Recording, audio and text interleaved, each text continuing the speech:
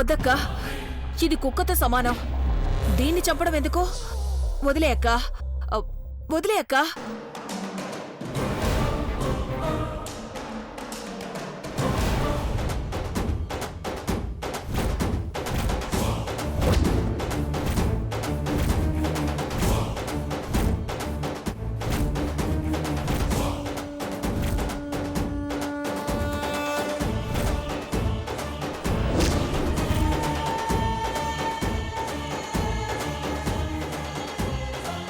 పెదబాబుని దేవుడు దేవుడు అంటూనే దేవుడి బొమ్మని ఇచ్చి నీ పిచ్చిని పంచాలనుకున్నావు.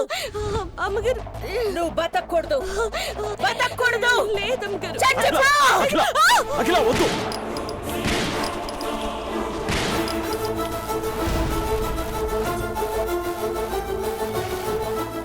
వద్దు అఖిల, నా మాట విను అఖిల. ఇంట్లో రక్తపాతం వద్దు అఖిల, ప్లీజ్ నా మాట విను. వద్దు అఖిల, వదిలే. హనుమంతు,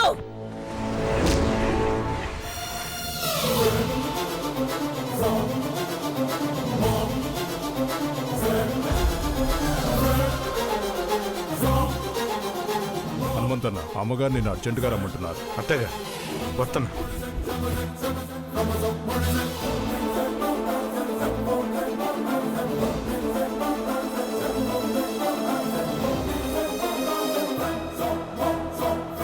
అమ్మగారు, అమ్మగారు, ఏం జరిగిందమ్మా? నా కూతురు మళ్ళీ ఏ తప్పు చేసినదమ్మా?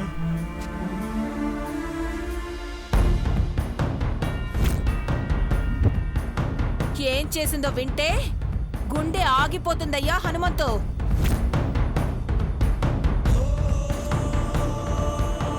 పాతికేళ్ల నుండి ఈ ఇంట్లో పనిచేస్తున్నందుకు జీతం పెంచమని అడగాలి కానీ సంబంధం కలుపుకుందావా అని అడుగుతారా?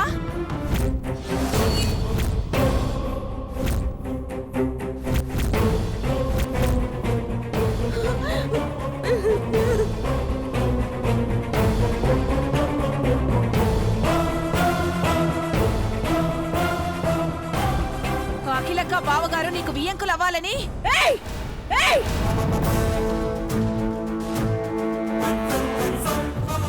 వీడెవడు?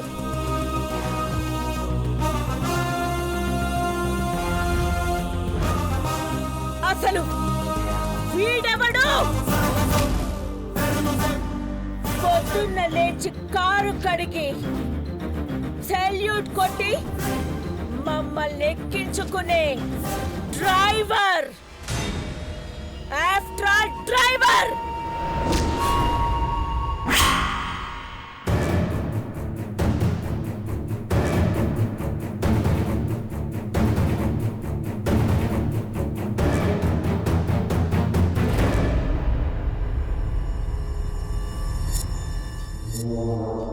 ఒకటో తేదీ వస్తే లైన్లో నిలబడి దోసిలి పట్టి 10,000 జీతం తీసుకునే పనివాడు వీడు. మాకు ఛీ!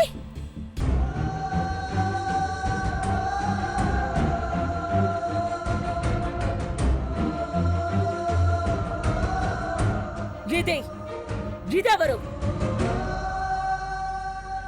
ఊళ్ళో అనాథలా బతుకుతుందని జాలిపడి 2 ముద్దలు వేయండమ్మా అని వీడడిగితే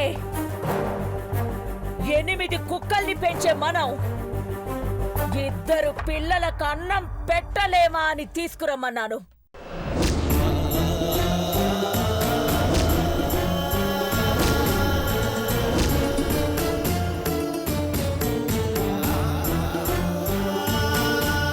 అదిరా దెబ్బ. కొడుకుని ప్రేమిస్తుందనగానే అఖిలక్క అహం బయటపడింది చూడు. ఊపులో ఉప్పు. తండ్రి కూతుళ్ళని కాల్చిపోరయ్యక్క.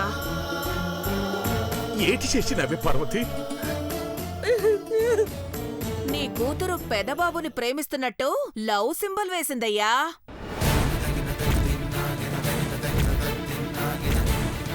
ఆ బొమ్మను చూడు. ఏమండి చూపించండి. చూడు, ఇక్కడ చూడు.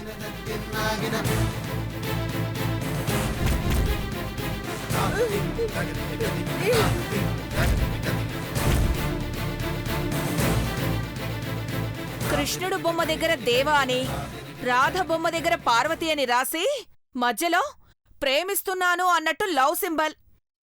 దీని మొహానికి పెదబాబు కావాల్సొచ్చిందా?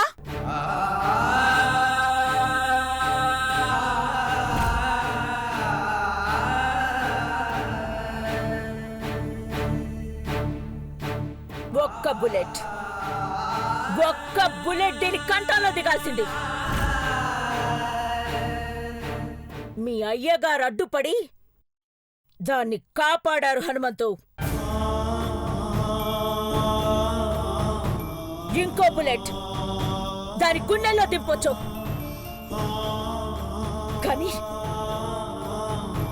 కానీ అందులో నా కొడుకు బొమ్మది వేసుకుందని కాల్చకుండా ఆగిపోయాను. అది చెరపడానికి మాకు చేతులు రావు. అలా అని దీన్ని క్షమించి వదిలేయలేను. తీసుకెళ్ళు, ఈ ఇల్లు ఊరు దాటించి తీసుకెళ్ళు దాన్ని.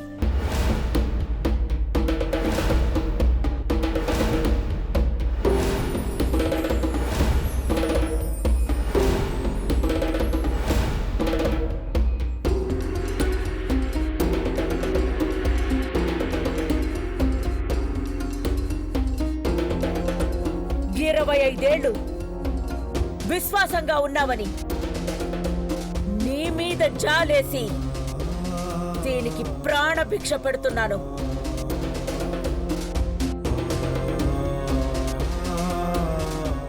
కనపడకూడదు. రేపు తెల్లారితే మీ కుటుంబం ఈ ఇంట్లో ఉండకూడదు. విశ్వాసాన్ని, ఆ బంధాన్ని నీ కూతురు తెంచేసింది హనుమంతు. అక్క చంపేస్తుంది, దాన్ని తీసుకెళ్ళు. ఆడపిల్ల ప్రాణాలు నట్టింట్లో పోకూడదని చెప్తున్నాను, లేకపోతే మేమే గంటేసేవాళ్ళం. దాన్ని తాకితే పాపం చుట్టుకుంటుందని ఆగిపోయాను. చెయ్యి.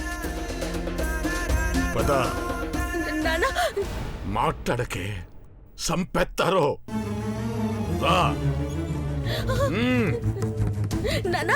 ఒకప్పుడు కూతురు తప్పు చేస్తే చెడామడా తిట్టి కొట్టేసేవాడు. ఒక్క మాట అనలేదు, కొట్టలేదు. చూసారా? తండ్రికి కూడా లోపల ఏదో ఉద్దేశం ఉండే ఉంటుంది. ఇంకా ఏం చూస్తావయ్యా? సిగ్గు లేకపోతే సరే, వెళ్ళు.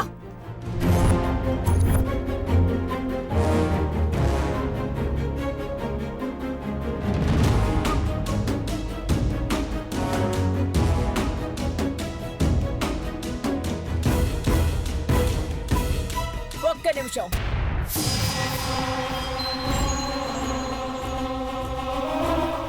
ఈ విషయం పెదబాబుకి ఎట్టి పరిస్థితుల్లోనూ తెలియకూడదు. ఆ దరిద్రపుది వెళ్ళిపోతే తెలిసిపోతుంది కదక్కా. దాని తలరాత అనుకోవాలే గాని అదిలా రాసిందని మాత్రం తెలియకూడదు. పెదబాబు మనసు చెదిరిపోతే దానికి కారణమైన ఎవరి మీద జాలి చూపించను.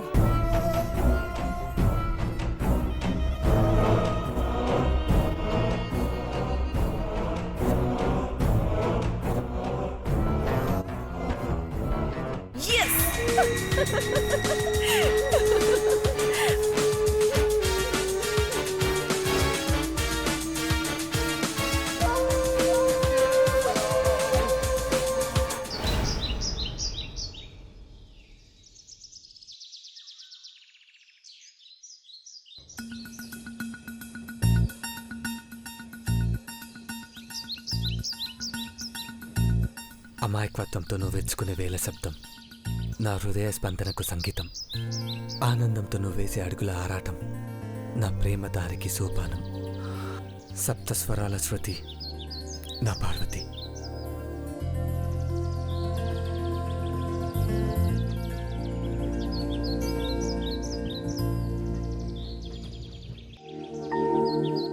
నిన్ను ప్రేమిస్తున్న విషయం నిన్న అమ్మతో చెప్పాలనుకున్నాను పార్వతి. ఈశ్వరుడి అనుగ్రహంతో అమ్మ ఆశీర్వదిస్తుందనుకున్నాను. కానీ హిమజలంలో విషం కలిపారని నువ్వు ఆ నీళ్ళని తాగేశావు. మా కోసం ప్రాణత్యాగానికైనా సిద్ధపడ్డ నిన్ను అందరూ అపార్థం చేసుకున్నప్పుడు నా ప్రేమను అర్థం చేసుకోలేరని ఆగిపోయాను.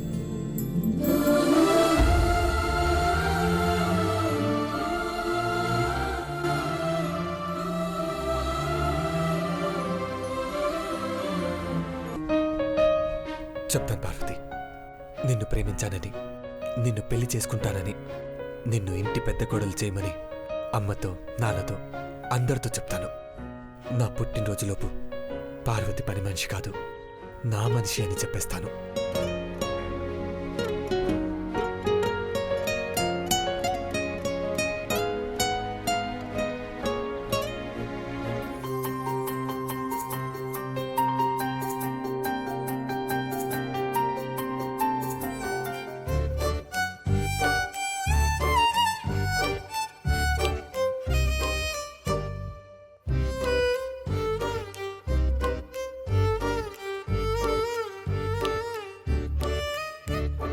నువ్వంటే నా నవ్వు, నేనంటే నేనువ్వు, నువ్వంటూ నేనంటూ లేమని.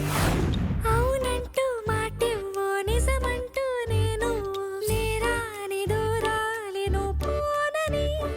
ఎటు ఉన్నా నీ నడక, వస్తాగా నీ వనక, దగ్గరగా రాని నువ్వు దూరమే.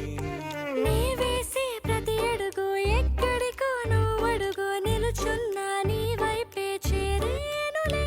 నీ అడుగేమో పడినేల గుడి అయినదే, నీ చూపేమో సడిలేని ఉరుమైనదే. నువ్వు ఆకాశం, నేను నీ కోసం తడిసిపో పార్వతి,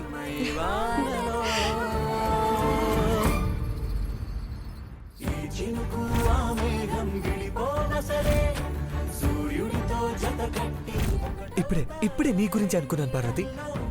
ఇక్కడ నువ్వు ఉంటే ఎంత బాగుండేదో అని నా గుండెతో అలా చెప్పుకున్నాను, ఇలా వచ్చావు.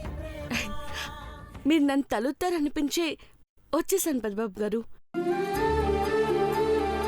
పనులన్నీ బేగా చేసేసుకొని గబగబా తానం చేసేసి ఈ డ్రెస్ వేసుకొని వచ్చేసాను.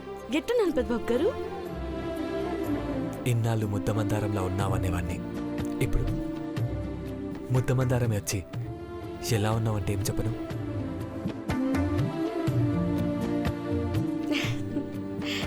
Sir ice cream.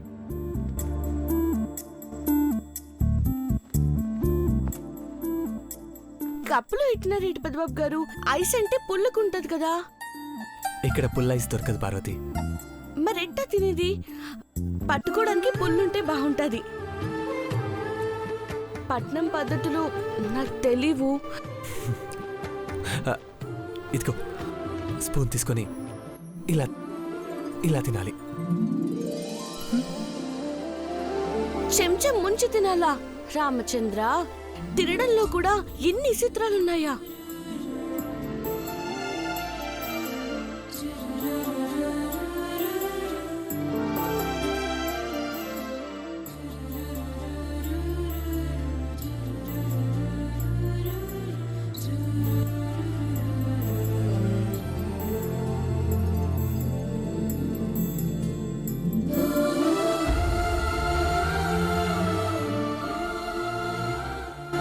పార్వతి,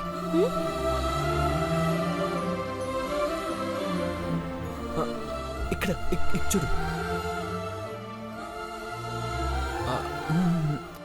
ఇటువైపు. హే, వెయిట్ వెయిట్ వెయిట్, అలా కాదు, అలా చేయకూడదు Parvathi. Wait wait wait wait.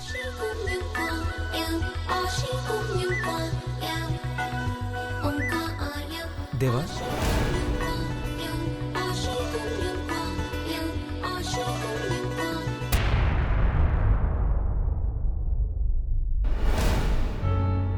Parvati వచ్చిందనుకున్నావా? వచ్చి వెళ్ళిపోయిందిరా. వస్తే వెళ్లకుండా ఇక్కడే నీతోనే ఉండిపోవాలి దేవా. ఆ రోజు కోసమే నువ్వెదురు చూస్తున్నావని నాకు తెలుసు.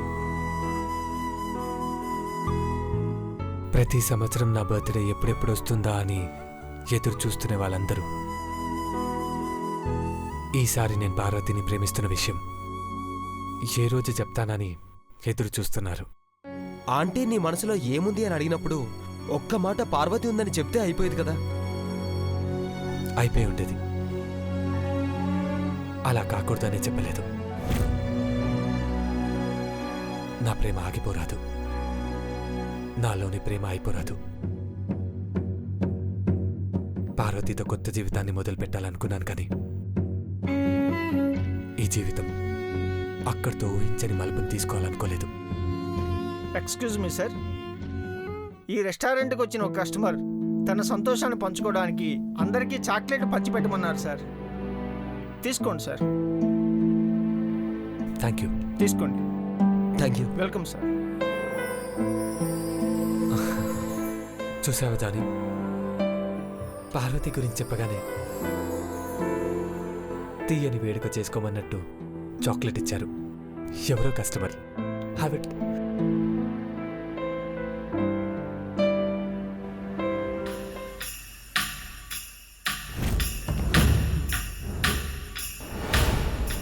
ఆగిపోయావే దేవా, తిను.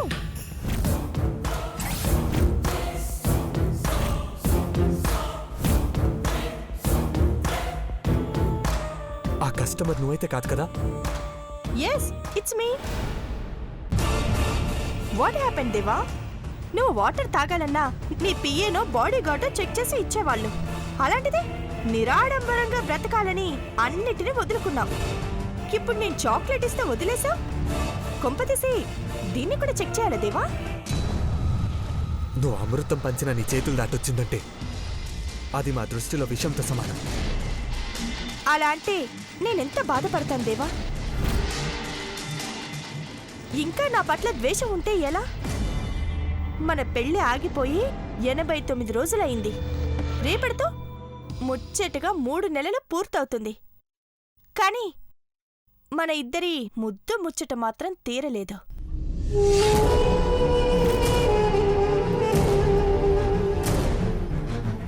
నీతో కలిసి 7 అడుగులు వెయ్యాల్సిన టైంలో నా మెడ మీద చెయ్యేసి ఆంటీ నన్ను గెంటేసింది. లేదంటే ఈ రెస్టారెంట్లో జానీ ప్లేస్లో నేను కూర్చొని నీ కళ్ళల్లో కళ్ళు పెట్టి కూల్ డ్రింక్ తాగేదాన్ని. ఆ మాటకొస్తే నిన్ను చూస్తూ విషమైనా తాగేయొచ్చు. విషయం నీ ఇంటి పేరు. నువ్వేం చేసినా కలుషితమవుతుంది. Johnny, pay the bill. అలాగే. You wait Mister Johnny. You know, ఈరోజు ఎవ్వరూ ఈ రెస్టారెంట్లో బిల్ పే చేయాల్సిన పనిలేదు. సంతోషంగా ఉన్నప్పుడు ఇలాంటి సర్ప్రైజ్ పార్టీలు ఇస్తుంటాను. డబ్బులిచ్చినా తీసుకోరు. Let's enjoy.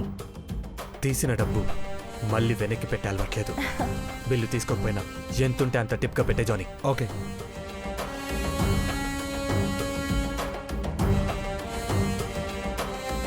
నీలాంటి వాళ్ళు ఎదురైతే పగలు కూడా చీకటవుతుంది. అలాంటి నీ లైఫ్లో హ్యాపీయెస్ట్ మూమెంట్ వచ్చిందంటే నీ పిచ్చి తగ్గలేదని చాలేస్తుంది. దేవా, ఇనఫ్. నువ్వు రాకపోతే ఇంకో 10 నిమిషాలైనా కూర్చునేవాడిని. నువ్వు వస్తే నిమిషం కూడా నించోలే. ఈ రెస్టారెంట్ వాళ్ళు డెవిల్స్ ఆర్ నాట్ అలౌడ్ అన్న బోర్డు పెట్టాల్సింది. దేవా సార్,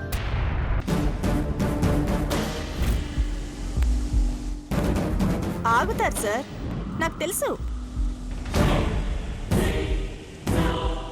పని మనిషి పార్వతి పెద్దబాబు గారు అని పిలిచినప్పుడు అర్జెంటుగా వెళ్లాల్సిన నువ్వు 5 నిమిషాలు ఆగుతావు. అలాంటిది నీ చేత పసుపు తాడు కట్టించుకునే అదృష్టం ఉన్న నేను పిలిస్తే 10 నిమిషాలైనా ఉండలేవా? ఉంటావు. I know. ఈ 3 నిమిషాలు కూడా ఎందుకున్నానో తెలుసా? నీ విషపు కూరలు నన్ను కాటేలేవని చెప్పడానికే. ఇంకొకరి జీవితాన్ని నాశనం చేయొద్దని హెచ్చరించడానికే. నువ్వు సీరియస్గా చెప్తున్నావు, కానీ నువ్వు ఇలా చెప్తున్నప్పుడు చూస్తున్న తీక్షణమైన చూపులు నన్ను కట్టిపడేస్తాయి. నీ మాట వేగాన్ని చూస్తే నా గుండె వేగంగా కొట్టుకుంటోంది. నన్ను నువ్వు కోపంగా చూసినప్పుడు నీ కళ్ళల్లోని ఎరుపు నా నుదుటిన సింధూరం ఎప్పుడవుతుందా అని ఆలోచిస్తాను, తెలుసా? ఈ మాటలని ఏ పత్రిక వాళ్ళకు ఇచ్చేస్తే అచ్చు వేస్తారు. నాకది ఇష్టం లేదు. నీ మాటలో దాగున్న నా ప్రేమ ప్రపంచానికి బహిర్గతమై మనిద్దరి పెళ్లి పత్రికల వాళ్లే అచ్చువెయ్యాలి. అలా ఇష్టం.